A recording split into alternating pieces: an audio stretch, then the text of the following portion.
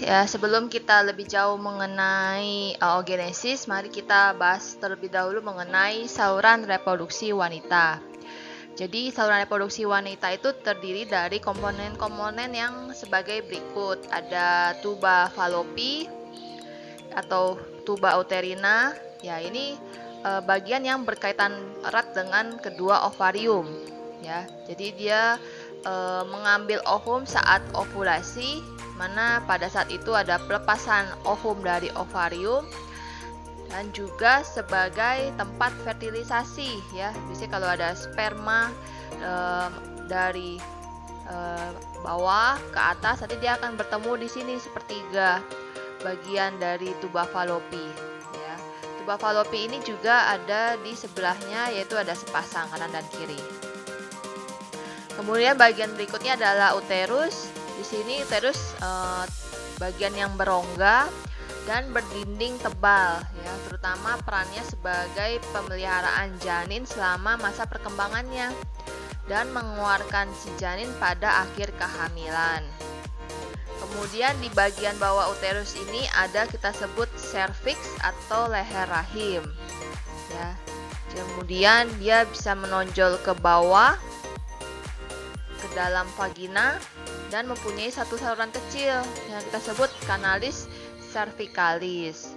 Nah, di kanalis cervicalis ini berfungsi sebagai jalur bagi si sperma untuk mencapai tempat pembuahan yang ada tadi di sini di tuba uterina, ya, melalui si uterus. Nah, kanalis cervicalis ini dia akan mengalami pelebaran kalau si wanita mengalami persalinan, ya. Jadi ini tempat untuk pengeluaran bayi dari uterus, ya.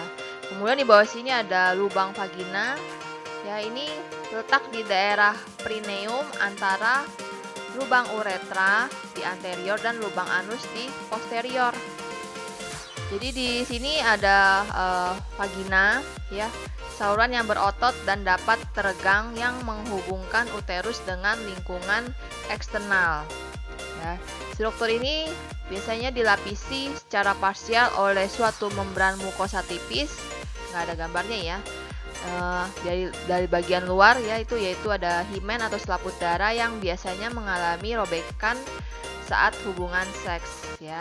Dan genital eksterna itu ada labia minor, labia mayor, dan klitoris.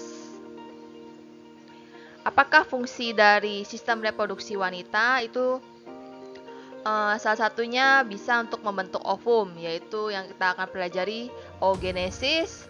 Kemudian fungsi lainnya untuk menerima sperma, ya, terus mengangkut si sperma dan ovum ke tempat penyatuan sini, ya, fertilisasi yang sudah dibahas minggu lalu, ya.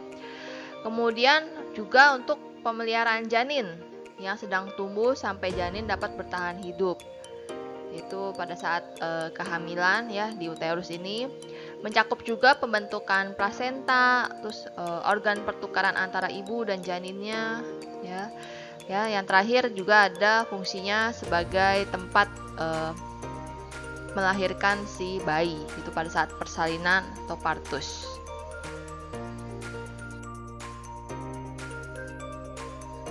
Oogenesis adalah proses pembentukan ovum dengan cara pembelahan, yaitu pembelahan mitosis dan meiosis. Kapan terjadi pembelahan mitosis? Yaitu saat pembentukan oogonium menjadi oosit primer. Selanjutnya dari oosit primer akan dilanjutkan ke pembelahan meiosis menjadi ovum. Nah, saat ini kita akan membahas lebih detail mengenai meiosis.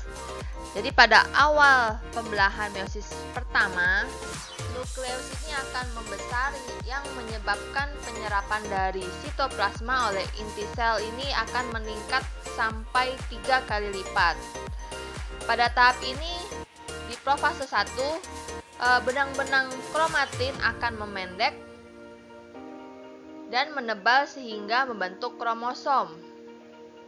Nah, di sini sudah terbentuk kromosom Dan setiap kromosom itu terdiri dari 2 kromatid yang akan bergabung dengan homolognya. Proses ini biasanya disebut sinapsis. Pasangan-pasangan kromosom homolog ini tampak memiliki 4 kromatid sehingga disebut tetrad. Pada saat pembentukan tetrad ini terjadi pertukaran bagian dari kromatid yang disebut pindah silang atau crossing over. Nah, peristiwa pindah silang atau crossing over pada profase pertama ini merupakan penyebab terjadinya perbedaan sifat pada sel-sel hasil meiosis. Ya. Jadi walaupun individu itu kembar, ya, ini belum tentu individu itu benar-benar mirip, ya, karena ada proses crossing over ini, ya. Jadi peristiwa crossing over ini berpengaruh terhadap sifat-sifat sel keturunannya, ya. Selain itu di profase pertama, di sini intinya akan menghilang dan benang spindel akan terbentuk, ya. Benang spindel, kemudian benang spindel ini nanti yang akan membawa si tetrad menuju ke bidang pembelahan yang nanti akan dilanjutkan di metafase yang pertama ini. Ya, metafase pertama tuh dimulai dengan berjajarnya tetrad, ya, tetrad di bidang pembelahan dengan posisinya saling berhadapan menuju kutub masing-masing. Namun posisi kromatidnya itu masih tetap tertahan di sentromernya, ya. Jadi sentromer itu bagian tengah dari kromatid. Kemudian pada tahap anafase pertama, tetrad, ya, tetrad ini 2 kromosom homolog ini akan terpisah. Tapi kromatidnya ini dia masih nempel pada bidang spindel di sentromer. Setiap anak kromosom ini akan bergerak menuju kutub yang berlawanan, ya. Pada tahap anafase 1 ini ada terjadi pengurangan atau reduksi jumlah kromosom akibat dari pemisahan kromosom homolog yang tadi. Pada telofase pertama, di sini kromosomnya telah menuju ke kutub masing-masing, ya. Setiap kutub ini memiliki kromosom haploid dengan 2 kromatid. Nukleusnya tampak kembali dan dalam satu sel terbentuk 2 inti yang lengkap. Nah, di sini sudah terjadi sitokinesis. Sitokinesis yaitu pembentukan plasma membran untuk memisahkan sitoplasma, ya, sitoplasma sehingga terbentuk 2 sel anak yang haploid. Ini udah 2 sel anak yang haploid, ya. Setelah telofase pertama, harusnya beberapa organisme kromosomnya itu terurai dan membran intinya itu terbentuk kembali. Nah, selanjutnya itu ada tahap interfase sebelum meiosis kedua dimulai. Ya, di sini nggak ada interfase. Lanjut ke meiosis yang kedua. Nah, pembelahan meiosis kedua adalah pembelahan mitosis, yaitu dari satu sel yang haploid menjadi 2 anak sel yang haploid. Ya.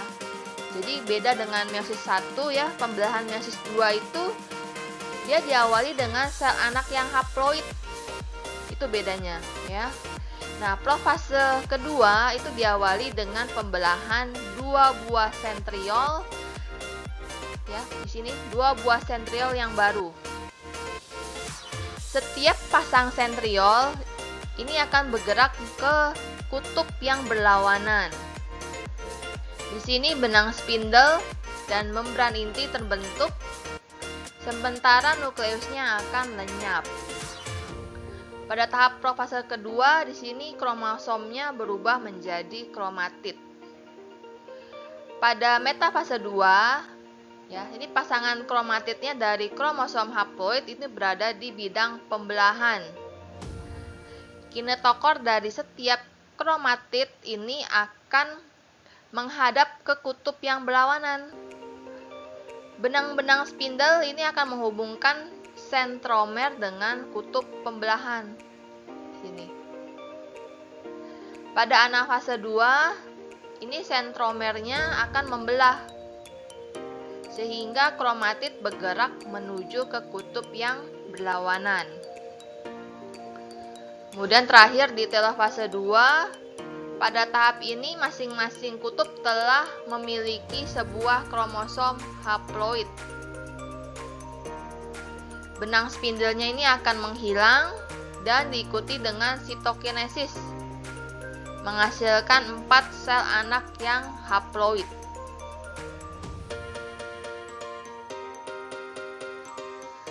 Oogenesis adalah proses pembentukan sel telur atau ovum di dalam ovarium. Oogenesis dimulai dengan pembentukan bakal sel-sel telur yang disebut oogonia, atau tunggal kita sebut oogonium. Pembentukan sel telur pada manusia dimulai sejak di dalam kandungan, yaitu di dalam ovari fetus perempuan. Pada akhir bulan ketiga usia fetus, semua oogonia yang bersifat diploid telah selesai dibentuk dan siap memasuki tahapan pembelahan. Semula oogonia ini membelah secara mitosis, menghasilkan oosit primer. Pada perkembangan fetus selanjutnya, semua oosit primer membelah secara meiosis, namun hanya sampai fase profase. Pembelahan meiosis tersebut berhenti hingga bayi perempuan dilahirkan. Ovariumnya mampu menghasilkan sekitar 2 juta oosit primer hingga mengalami kematian setiap hari sampai masa pubertas. Memasuki masa pubertas, di sini oositnya akan melanjutkan pembelahan meiosis yang pertama, di mana hasil pembelahan tersebut berupa 2 sel haploid, yaitu 1 sel yang besar, di sini disebut oosit sekunder, dan 1 sel yang kecil, di sini disebut badan kutub primer. Pada tahap selanjutnya, oosit sekunder ini akan mengalami pembelahan meiosis yang kedua. Pada saat ini oosit sekunder akan membelah menjadi 2 sel, yaitu 1 sel yang berukuran normal disebut ootit, dan 1 lagi berukuran lebih kecil disebut badan polar sekunder.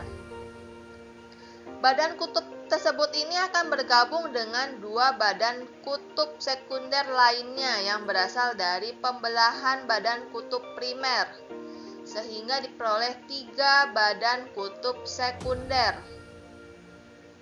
Ootit ini akan mengalami perkembangan lebih lanjut menjadi ovum yang matang. Sedangkan 3 badan kutub ini akan mengalami degenerasi atau hancur. Jadi, dengan demikian dapat disimpulkan bahwa pada oogenesis ini hanya menghasilkan 1 ovum. Selanjutnya kita akan membahas mengenai meiosis pada gametogenesis, di mana di sini ada proses spermatogenesis dan oogenesis. Pada spermatogenesis diawali dengan pembelahan mitosis yang terjadi pada spermatogonium, sini sifatnya diploid, menjadi spermatosit primer. Spermatosit primer ini kemudian terjadi pembelahan meiosis yang pertama, menghasilkan 2 sel anak yang haploid yang disebut spermatosit sekunder. Selanjutnya terjadi pembelahan meiosis yang kedua, ini akan menghasilkan 4 sel anak yang haploid kita sebut spermatid.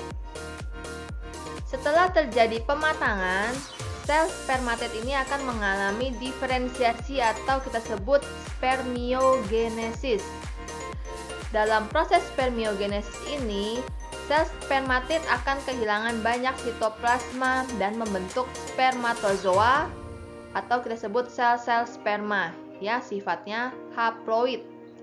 Jadi di sini spermatogenesis dari 1 sel induk ini akan menghasilkan 4 sel anak. Kita lanjut ke oogenesis, di mana sel pertamanya kita sebut oogonium yang membelah menjadi oogonia A, kemudian membelah lagi secara mitosis menjadi oogonia B, dan yang membelah lagi menjadi oosit primer.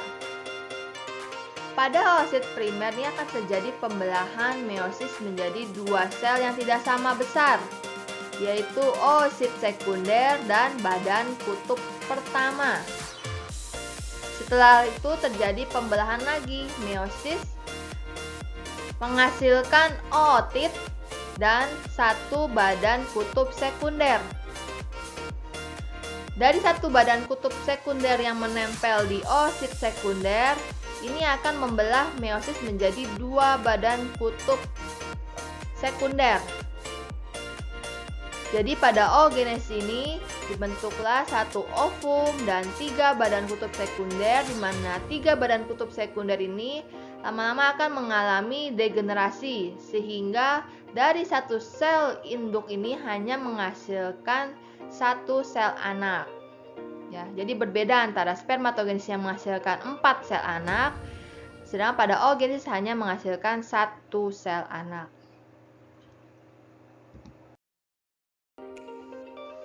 Kita lihat di sini ada gambar dari ovarium, di mana ovarium ini ada pembentukan folikel, ya, kemudian ada fase ovulasi, disertai pembentukan dan degenerasi dari corpus luteum.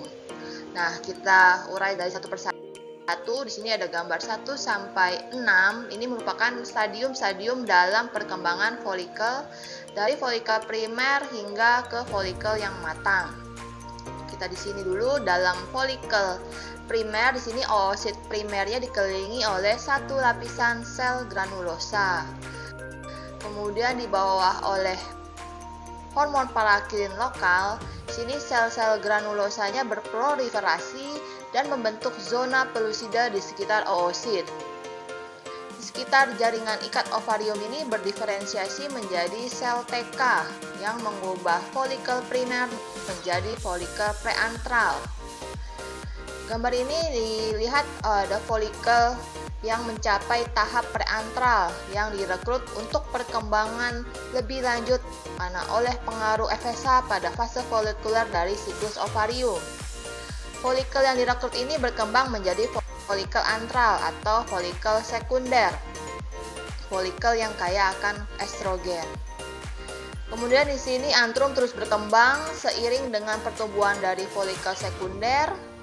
Setelah 2 minggu, di sini pertumbuhan yang cepat oleh folikel oleh pengaruh FSH, kemudian folikelnya ini menjadi folikel yang matang yang memiliki antrum yang sangat luas. Oosit sini sekarang berkembang menjadi oosit sekunder. Kemudian pecahnya folikel matang, ini ada pelepasan sebuah ovum, yaitu oosit sekunder saat ovulasi. Pada pertengahan siklus, sebagai respon terhadap peningkatan sekresi hormon LH, folikel yang matang ini mengembung pada permukaan ovarium, kemudian pecah dan melepaskan oosit yang menyebabkan ovulasi dan pengakhiran dari fase folikuler. Kemudian selanjutnya terjadi pembentukan corpus luteum dari sel-sel folikel lama setelah ovulasi. Pada fase luteal, folikel yang pecah berkembang menjadi corpus luteum di bawah pengaruh dari hormon LH. Kemudian di sini terjadi degenerasi corpus luteum jika ovum yang dibebaskan tidak dibuahi. Kemudian corpus luteum ini akan terus tumbuh dan mengeluarkan hormon progesteron dan estrogen yang mempersiapkan rahim untuk implantasi dari sel telur yang dibuahi. Setelah 14 hari, jika sel telur yang dibuahi tidak ditanamkan di dalam rahim, maka corpus luteum ini akan menyusut. Kemudian fase luteal akan berakhir dan fase folikuler yang baru dimulai di bawah pengaruh perubahan lingkungan hormon.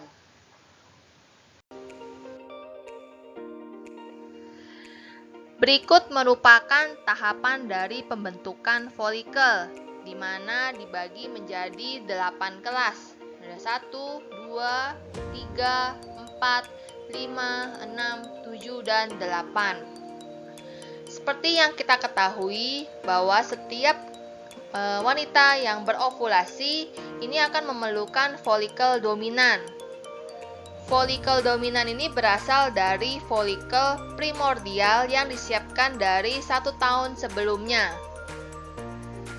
Kita mulai dari fase preantral, di mana fase preantral atau kelas 1 ini dibagi menjadi 3 stadium, yaitu stadium folikel primordial, kemudian stadium folikel primer, dan stadium folikel sekunder. Secara keseluruhan, perkembangan folikel primordial menjadi folikel sekunder ini memerlukan waktu lebih dari 120 hari.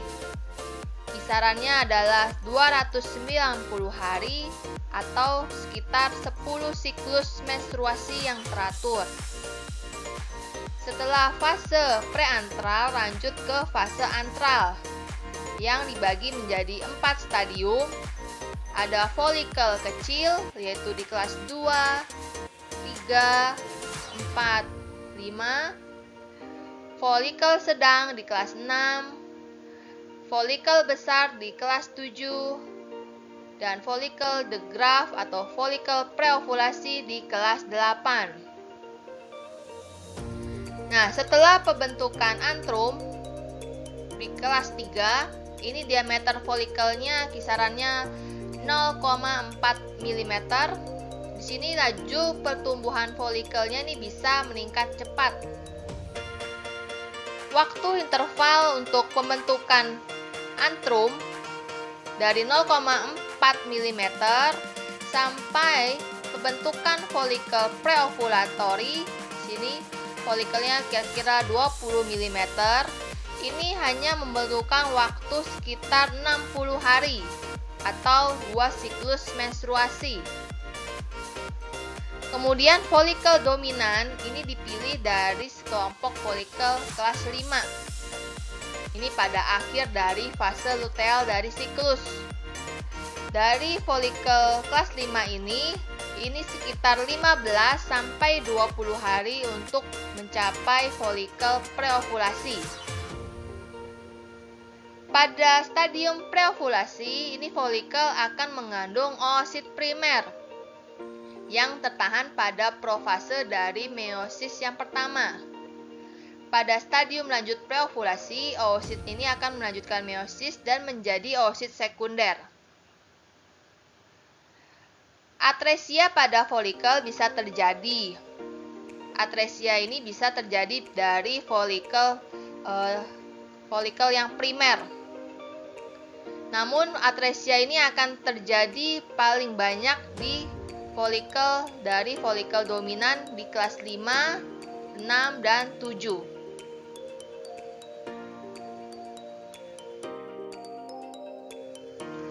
Berikut merupakan struktur dari ovum, di mana kita lihat dari lapisan terluar ada corona radiata, kemudian masuk ke dalam lagi ada zona pellucida, kemudian ada sitoplasma, lalu yang terdalam ada inti atau nukleus.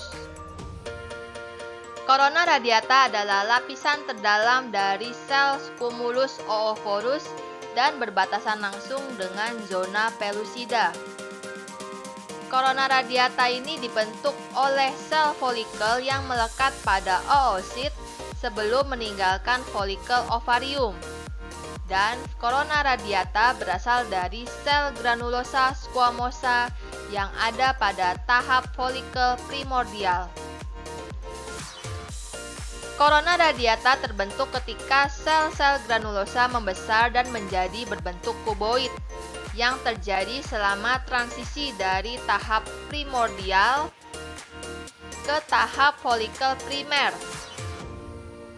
Sel-sel granulosa kuboid ini juga dikenal sebagai granulosa radiata, membentuk lebih banyak lapisan sepanjang proses pematangan dan tetap melekat pada zona pellucida.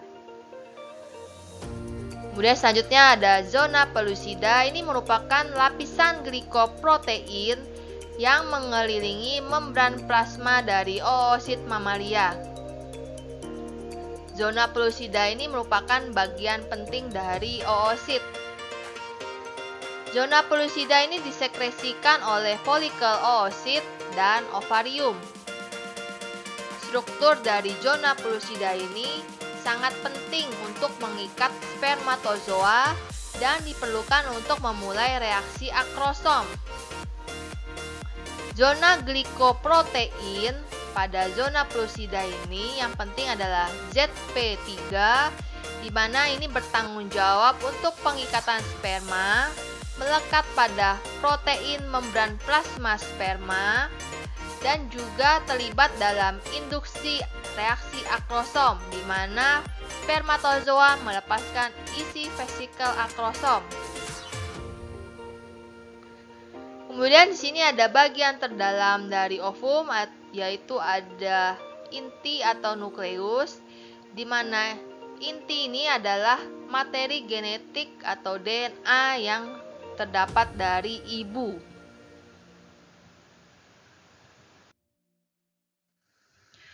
Berikut merupakan grafik yang menunjukkan perubahan jumlah sel germinal manusia di ovarium seiring bertambahnya usia. Jadi pada garis horizontal di sini menunjukkan umur, kemudian dari garis vertikal ini menunjukkan jumlah sel germinal dengan satuan jumlahnya adalah juta. Kemudian dari awal perkembangan janin, ini sel germinalnya ini akan terus meningkat sampai puncaknya ini sekitar 7 juta sel germinal pada bulan ke-7. Kemudian makin lama akan menurun akibat dari kematian sel atau sel apoptotik, dan pada masa pubertas di sini hanya tersisa 400.000 sel germinal. Dan hanya sekitar 10% dari 400.000 ini, yaitu 400 sampai 500 oosit, ini akan dilepaskan pada saat kehidupan reproduksi dan akan terus-menerus menurun sampai saatnya menopause.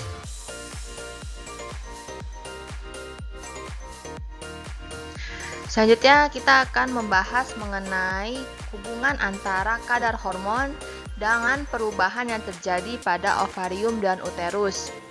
Di sini kita lihat ada kadar hormon pada hipofisis anterior, yaitu ada hormon FSH dan LH. Kemudian di sini ada hormon dari ovarium, yaitu estrogen dan progesteron. Kemudian di sini ada folikel-folikel yang ada di ovarium. Kemudian ini ada fase dari endometrium yang ada pada uterus. Nah, kita lihat di sini pada ovarium dibagi dua, ada fase folikular yaitu fase sebelum ovulasi, dan ada fase luteal yaitu fase setelah ovulasi.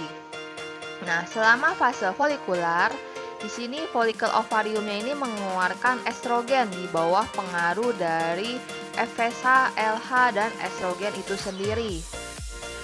Peningkatan sedang kadar estrogen ini menghambat secara tidak langsung dari sekresi FSH. Kemudian dia juga menekan tidak sempurna sekresi tonik dari LH. Kemudian ketika produksi estrogen folikel ini mencapai puncaknya, kadar estrogen yang tinggi ini juga memicu lonjakan dari sekresi LH pada pertengahan siklus. Lonjakan LH ini menyebabkan ovulasi dari folikel ini akan menjadi matang.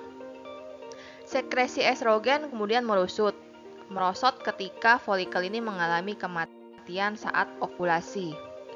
Sel folikel yang lama akan berubah menjadi corpus luteum. Ini akan mengeluarkan progesteron serta estrogen selama fase luteal paruh terakhir dari siklus ovarium.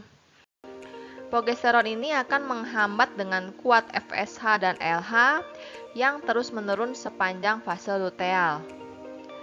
Kemudian corpus luteum ini akan berdegenerasi dalam waktu sekitar 2 minggu jika ovum yang dibebaskan tidak dibuahi dan terimplantasi di uterus. Kadar progesteron dan estrogen ini turun tajam ketika corpus luteumnya ini berdegenerasi, sehingga pengaruh inhibitorik pada FSH dan LH lenyap.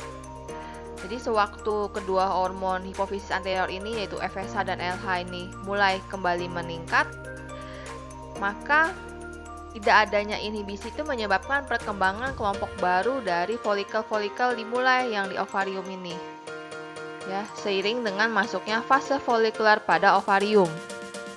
Nah, kita lihat di sini kita lihat ada fase-fase uterus yang bersamaan juga mencerminkan pengaruh dari hormon-hormon ovarium pada uterus. Pada fase folikular, sini lapisan endometriumnya ini banyak mengandung pembuluh darah dan kaya nutrien yang terlepas. Ini pada fase haid uterus. Pelepasan ini terjadi karena terhentinya pengaruh estrogen dan progesteron ketika korpus luteum ini berdegenerasi pada akhir fase luteal. Pada akhir fase folikular, ini terjadi peningkatan kadar estrogen yang menyebabkan endometrium ini menebal. Kita sebutnya fase proliferasi uterus. Setelah ovulasi, di sini progesteronnya ini dari korpus luteum ini menimbulkan perubahan-perubahan vaskular dan sekretorik pada endometrium yang telah dipersiapkan oleh estrogen untuk menghasilkan lingkungan yang sesuai untuk implantasi. Ini kita sebut fase sekretorik atau fase progestasional uterus. Jika korpus luteum ini berdegenerasi, maka fase folikuler ini akan terjadi lagi, ya, terjadi uterus yang baru fasenya, dan fase haid uterus ini kembali dimulai. Cukup sekian video dari saya, jangan lupa like dan komennya ya. Terima kasih.